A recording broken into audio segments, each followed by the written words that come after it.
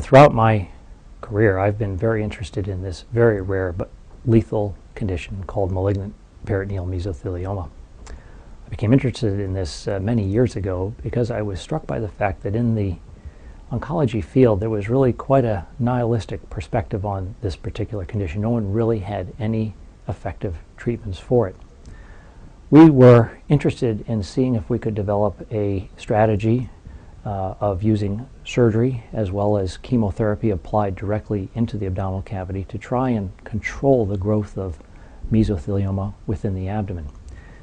Mesothelioma is generally thought to be caused by asbestos exposure, although there are other risk factors associated with it. And there are two fundamental types, one that grows primarily in the chest cavity and one that grows in the abdomen. And my own area of interest has been in the abdominal form of this disease. It only affects several hundreds of people in the United States every year, but once it is diagnosed, it is really considered an incurable condition. What we found is that when people undergo surgery to remove as much of the mesothelioma as possible from the abdomen and then apply a high dose of intra-abdominal chemotherapy, that many individuals did quite well for a very long period of time, and we were really struck by these findings. At the same time, there was a group of individuals who did not do well. So my laboratory and I have been studying this condition, and over the years we have systematically collected tumors from individuals who have undergone treatment, and we've studied these in the laboratory.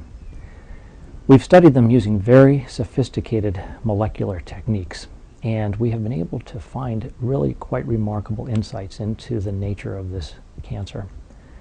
When you study a tumor by looking at it under a microscope, it's like trying to understand the personality of a cancer, like people in a room being looked at from a plane flying miles in the sky. But when you use these very sophisticated molecular techniques, it's like parachuting out of the plane, walking into the room and staring the cancer right in the face.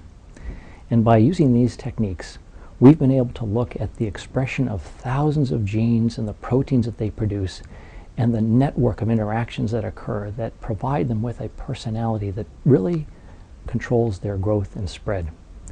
And we've been able to find that really at a very molecular level that the growth of these tumors appears to be programmed into them from the very moment that they are diagnosed.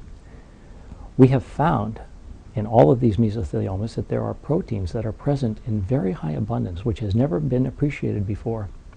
And we hypothesized that these proteins are critical for the growth of these tumors, that the tumors are really addicted to this protein in order to survive.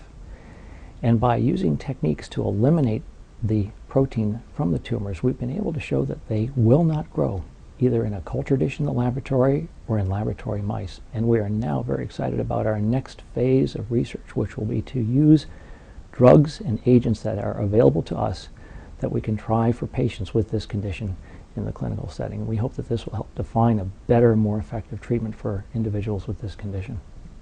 Much of the work that has been done in this area has really been through the efforts of my very talented researcher, Dr. Shilu Varghese, who is really one of the brightest minds in cancer research, who I feel very fortunate to have working in my laboratory here at the Greenebaum Cancer Center.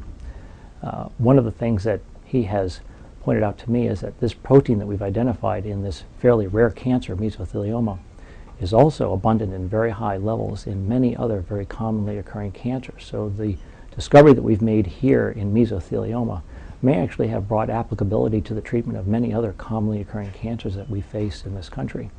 We have found that there are compounds that are available for us to use in the clinical setting that can completely inhibit the function of these proteins to which the mesothelioma appears to be addicted, and we are very eager to proceed with clinical trials to test the effectiveness of these proteins in the treatment of individuals with this condition.